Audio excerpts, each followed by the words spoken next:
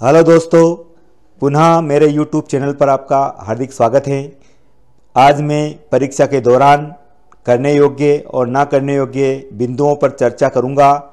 सभी शिक्षक साथियों एवं सभी प्राचार्य महोदयों से अनुरोध है कि इस वीडियो को आप अपने विद्यालय के ग्रुप में ज़रूर सेंड करें और अपने विद्यालय के सभी छात्र को इस वीडियो को देखने हेतु प्रेरित करें, ताकि उनको पता चले कि परीक्षा के दौरान क्या करना चाहिए और क्या नहीं करना चाहिए। मेरे चैनल पर आप पहले से हैं तो बहुत बहुत धन्यवाद। अगर चैनल पर नए हैं चैनल को लाइक करें, सब्सक्राइब करें, अच्छा लगने पर अपने दोस्तों को ज़रूर सेंड करें। तो आइए देखते हैं पूरी जानकारी। बता दूं आपको कि लोक शिक्षण संचालनालय मध्य प्रदेश द्वारा 6 दिसंबर को एक आदेश पारित हुआ था। उसमें विस्तार पूर्वक ये जानकारी दी गई है। मैं कोई अलग से नहीं बता रहा हूँ। यह आयुक्त महोदय और जो शिक्षाविद हैं उन्होंने इस लेटर को जारी किया है। इसी के अनुसार मैं बताता हूँ। यह सभी संभाग अधिकारी को लेटर दिया गया है, सभी जिला शिक्षा अधिकारी को और सभी प्राचार्य को। बोर्ड परीक्षाओं के परिणाम सुधारने हेतु आवश्यक कदम उठाए जाने के संबंध में एक पत्र जारी हुआ है, जिसमें 10वीं 12वीं के अध्ययनरत विद्यार्थियों की वार्षिक परीक्षाएं फरवरी माह के अंतिम सप्ताह में प्रारंभ होनी है तथा इन विद्यार्थियों को प्रायोगिक परीक्षा भी फरवरी माह में आयोजित की जाना है। अतः वर्तमान सत्र में मात्र 2 माह का समय अध्ययन हेतु शेष है। अतः बोर्ड परीक्षा परिणाम को सुधारने हेतु निम्नलिखित आवश्यक कदम उठाए जाना सुनिश्चित है। तो सभी शिक्षक साथियों इसे जरूर सुने और अपने विद्यालय में इसका पालन करवाएं। पहला पॉइंट है इसका, कक्षा 10वीं एवं 12वीं में अध्ययनरत अध्यापन कराने वाले शिक्षकों को किसी भी स्थिति में गैर शैक्षणिक कार्य में संलग्न न किया जाए, यह आदेश दिया गया है। इसके बाद अर्धवार्षिक परीक्षा के संचालन के दौरान एवं उपरांत आवश्यकतानुसार अतिरिक्त कक्षाओं का संचालन किया जाए। विद्यालयों में प्रति मंगलवार उमंग, प्रति शनिवार सीसीएलई तथा अन्य गतिविधियां का आयोजन किया जाए। यदि किसी विद्यालय में उपरोक्त गतिविधियां पूर्ण हो चुकी हैं अथवा किसी विषय का अध्ययन कार्य अपूर्ण है तो उपरोक्त गतिविधियों के स्थान पर मुख्य विषयों का अध्ययन कराया जाए। ये विशेष आदेश है। इसका सेकंड भाग है। चौथा नंबर, विद्यार्थियों को शीतकालीन अवकाश के दौरान विगत 3 वर्षों के प्रश्न पत्र के अभ्यास हेतु गृह कार्य के रूप में दिए जाएं तथा अवकाश उपरांत उनका विषय शिक्षक द्वारा निरीक्षण कर कमजोर बिंदुओं पर शैक्षणिक कार्य कराया जाए। विद्यार्थियों को विगत वर्षों में बोर्ड परीक्षाओं में अधिकतम अंक प्राप्त करने हेतु विद्यार्थियों की उत्तर पुस्तिका दिखाकर उन्हें अधिकतम अंक प्राप्त करने हेतु मार्गदर्शित करें। और साथ ही मैं बता दूं आपको कि विद्यार्थियों में परीक्षा के तनाव को कम करने के लिए परीक्षा के दौरान क्या करें और क्या नहीं करें को विद्यालय के नोटिस बोर्ड पर चस्पा किया जाए तथा प्रार्थना सभा में चर्चा कर विद्यार्थियों को व्हाट्सएप ग्रुप में साझा किया जाए। विद्यार्थियों को विमर्श पोर्टल पर उपलब्ध टिप्स एवं ट्रिक्स वीडियो को भी दिखाया जाए, जिससे जिनके तनाव मुक्त होकर समय का उचित प्रबंध कर सके। बोर्ड परीक्षाओं को बेहतर परिणाम देने वाले जिले एवं विद्यार्थियों की परीक्षा परिणाम उपरांत राज्य स्तर पर सम्मानित एवं पुरस्कार किया जाए।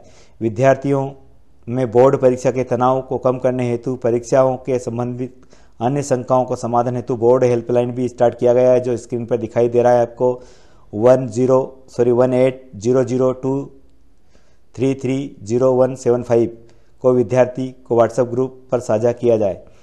यह आदेश अपर संचालक महोदय द्वारा प्रसारित किया गया था। तो आइए आप देखें दौरान क्या करना चाहिए। करने योग्य कार्य, देखो सबसे पहले मैं बता दूं, समय का प्रबंध करें। समय को अच्छी तरह से बांटकर प्रश्नों को हल करें। पहले आसान सवालों को हल करें। दूसरा है, एक व्यक्ति विशेष स्थिति में अध्ययन योजना बनाएं। अपनी दिनचर्या को सही तरीके से व्यवस्थित करें। सभी विषय के लिए समय निश्चित करें और कठिन विषयों पर ज़्यादा ध्यान दें। रोजाना पढ़ाई के लिए समय निर्धारित करें और सुनिश्चित करें कि आप पूरे पाठ्यक्रम को समय पर पूरा करें। छोटी छोटी अध्ययन अवधि रखें, जैसे 1-1 घंटे, ताकि आप थकावट से बच सकें और फोकस बनाए रखें। अब अगला पॉइंट है इसमें, विषयों की समझ को गहरा करें। देखो, केवल रट्टा मारने के बजाय विषय को समझने की कोशिश करना चाहिए। जब आप किसी विषय को समझते हैं तो वह आपको लंबे समय तक याद रहते हैं। महत्वपूर्ण कॉन्सेप्ट और सूत्रों को ध्यान से पढ़ें और उनसे जुड़ी समस्याओं को हल करें। मॉडल पेपर और पिछले साल के प्रश्न पत्र हल करें। ये आपको बहुत महत्वपूर्ण पॉइंट है।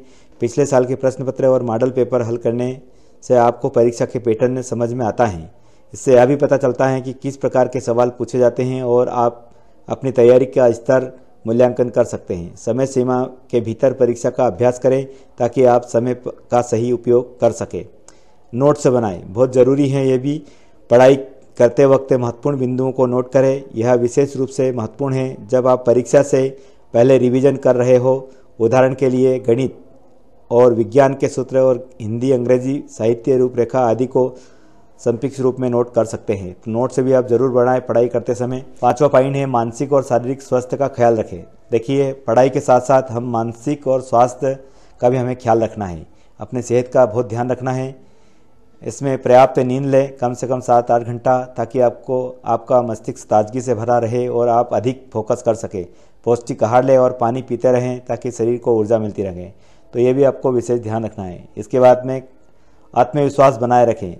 आत्मविश्वास बहुत बड़ी एक ताकत होती है, हमारे पास होना चाहिए। परीक्षा से पहले डर या घबराहट न रखें। आत्मविश्वास से परीक्षा देने जाएं। जो आपने सीखा है उस पर भरोसा रखें। ध्यान रखें कि कोई भी सवाल हल नहीं किया जा सकता है यदि यह तनाव है, इसलिए शांति बनाए रखें तो अपने आप ही आप अपने पेपर को हल कर सकेंगे। सही परीक्षा रणनीति अपनाएं। परीक्षा शुरू होने से पहले पूरा प्रश्न पत्र को एक बार जरूर पढ़ें। इससे यह पता चलेगा कि कौन सा सवाल सबसे आसान है और कौन सा थोड़ा कठिन है। पहले हल करने के लिए आसान सवाल चुनें ताकि समय का अच्छा प्रबंध हो सके। तो समय परीक्षा की रणनीति भी आप बनाना। साथ ही रिवीजन को प्राथमिकता दें। परीक्षा के 1-2 दिन पहले सभी विषयों का रिवीजन करें। इस समय नए विषय को ना पढ़ें, बल्कि जो आपने पढ़ा है उसे ही दोहराएं। रिवीजन के दौरान अपने नोट्स का उपयोग करें ताकि आप किसी भी टॉपिक को जल्दी और सही तरीके से याद कर सकें। सही परीक्षा सामग्री का चयन करें। ऐसी किताबें और अध्ययन सामग्री का चुनाव करें जो एनसीईआरटी में मेल खाती हो, क्योंकि अधिकांश प्रश्न एनसीईआरटी आधारित होते हैं। अतिरिक्त पुस्तक का उपयोग तब करें जब आप अधिक अभ्यास की आवश्यकता हो, लेकिन खुद को अधिक किताबों में ना उलझाएं तो ज़्यादा बेहतर रहेगा। ध्यान और विश्राम का संतुलन बनाएं। देखिए, पढ़ाई के बीच छोटे छोटे विश्राम लेना जरूरी है। इससे पोमोडोरो ट्रेक के रूप में अपनाया जा सकता है, जिसमें 25 मिनट पढ़ाई और 5 मिनट का ब्रेक लिया जाता है। इस संबंध में मैंने पूर्व में एक वीडियो भी शेयर करा है, अगर आपने देखा हो तो। अपने शौक को भी समय दें ताकि मानसिक तनाव कम हो और अपनी ताजगी से पढ़ाई कर सकें। कठिन विषयों पर विशेष ध्यान दें। गणित, विज्ञान और अंग्रेजी जैसे विषयों को लेकर कुछ छात्र ज़्यादा ही परेशान हो सकते हैं। इस पर अतिरिक्त समय और मेहनत दें। गणित के सवाल को हल करने के लिए नियमित अभ्यास की आवश्यकता होती है। यही विज्ञान के सिद्धांतों और प्रयोगों को सही तरीके से समझना जरूरी है। इसके बाद 12वां पॉइंट है नकारात्मकता से बचें। देखिए, परीक्षा के दौरान यदि किसी सवाल में अटक जाते हैं तो खुद को नकारात्मक सोच में ना डालें। सकारात्मक सोच रखें और अगले सवाल पर ध्यान केंद्रित करें। खुद से तुलना करने से बचें। हर विद्यार्थी को अपनी गति और तरीके होते हैं। परिवार और मित्रों से समर्थन लें। अपनी तैयारी के दौरान अपने परिवार और दोस्तों से समर्थन प्राप्त करें। वे आपको मोटिवेट कर सकते हैं और ज़रूरत पड़ने पर आपकी मदद भी कर सकते हैं। यदि आप परेशान महसूस करते हैं तो उनसे बातचीत करें ताकि आपका मानसिक तनाव कम हो सके। परीक्षा के दिन के लिए तैयारी करें। परीक्षा के दिन सुबह जल्दी उठें और नाश्ता करें। अच्छे से तैयार होकर समय से पहले परीक्षा केंद्र पर पहुंचे। परीक्षा की सभी ज़रूरत चीज़ें जैसे एडमिट कार्ड, पेन, पेंसिल और अन्य आवश्यक सामग्री पहले ही तैयार रखें। खुद को विश्वास रखें। खुद पर विश्वास रखें। सबसे महत्वपूर्ण बात यह है कि खुद पर विश्वास रखें। अपनी कड़ी मेहनत की और समय पर परखने का आत्मविश्वास और शांत से परीक्षा दें। आप इन सभी सुझावों का पालन करेंगे तो आप अपनी परीक्षा में बेहतर प्रदर्शन कर पाएंगे। सबसे ज़रूरी बात यह है कि अपनी मेहनत पर विश्वास रखें और खुद को सकारात्मक रूप से तैयार करें। आपको परीक्षा में सफलता प्राप्त होगी। आपको परीक्षा की हार्दिक शुभकामनाएं। अब मैं आपको बताना परीक्षा के दौरान ना करने योग्य बात क्या क्या हमें नहीं करना चाहिए। ना करने योग्य कार्य कौन कौन से हैं वो मैं पॉइंटवार बताऊंगा, आप ध्यान से सुने। कक्षा 10 की परीक्षा में अच्छे अंक प्राप्त करने के लिए न केवल सही तरीके से पढ़ाई करना जरूरी है, बल्कि कुछ कामों के बचाना भी उतना ही महत्वपूर्ण है। यह कुछ ऐसे ना करने योग्य कार्य दिए गए हैं जिनसे आपको परीक्षा के दौरान बचना चाहिए। देखो, सबसे पहला है कि आखिरी वक्त का इंतजार ना करें। कभी कभी हम देखते हैं कि लास्ट वक्त का हम इंतजार करते तो वो नहीं करना है। परीक्षा का आखिरी दिन या घंटों में अधिक दबाव आने के बजाय अपनी पढ़ाई समय से शुरू करें। आखिरी समय में भारी सामग्री पढ़ने से तनाव बढ़ता है और याद करने में कठिनाइयाँ होती हैं। घबराहट और तनाव ना लें। परीक्षा से पहले और दौरान घबराहट, अत्यधिक तनाव ना लें। तनाव से आपकी सोचने की क्षमता पर असर पड़ता है। अगर कोई प्रश्न नहीं आता है तो घबराए नहीं और शांत रहे, खुद को सकारात्मक तरीके से प्रेरित करें। इसके बाद दूसरों से अपनी तैयारी की तुलना ना करें। ये बहुत सारे स्टूडेंट में देखा गया कि वो तो अच्छा पढ़ता है, मैं नहीं पढ़ पा रहा हूँ, तो ये कभी ना करें। किसी और के अध्ययन के तरीके या तैयारी से अपनी तुलना ना करें। प्रत्येक विद्यार्थी की अपनी गति और तरीका होता है। दूसरे के दबाव में आने की बजाय अपने तरीकों पर पढ़ाई करें तो ज़्यादा बेहतर होगा। नंबर 4, नकल या धोखाधड़ी ना करें। देखो, परीक्षा में कभी हम समझते हैं कि हमें नकल हो जाएगा, तो उससे भी बचें। परीक्षा में नकल करना ना केवल अनुशासनहीनता है, बल्कि यह आपकी मेहनत और आत्मविश्वास को भी खत्म कर सकता है। हमेशा अपनी मेहनत पर विश्वास रखें और परीक्षा में खुद से अच्छा प्रयास करें। समय का गलत प्रबंध ना करें। परीक्षा के दौरान सभी प्रश्नों को एक जैसा समय देने का प्रयास करें। कोई सवाल ज़्यादा समय ना ले जिससे अन्य सवालों को छोड़ना पड़े। प्रश्नों को हल करने के लिए समय सीमा का पालन करें और समय का बर्बाद होने से बचें। बिना समझे रट्टा ना मारें। केवल रटन कर पढ़ने के बजाय विषयों को समझने की कोशिश करें। जब आप किसी भी विषय को समझते हैं तो उसे याद रखना आसान हो जाता है। रटने से जानकारी शॉर्ट टर्म में रहती है, लेकिन अगर आप समझते हैं तो वह लॉन्ग टर्म तक याद रहेगी, तो रट्टा ना मारे। इसके बाद छठा पॉइंट है, बिना समझे रट्टा ना मारे। हो गई बात, एक ही विषय पर ज़्यादा समय ना बिताएं।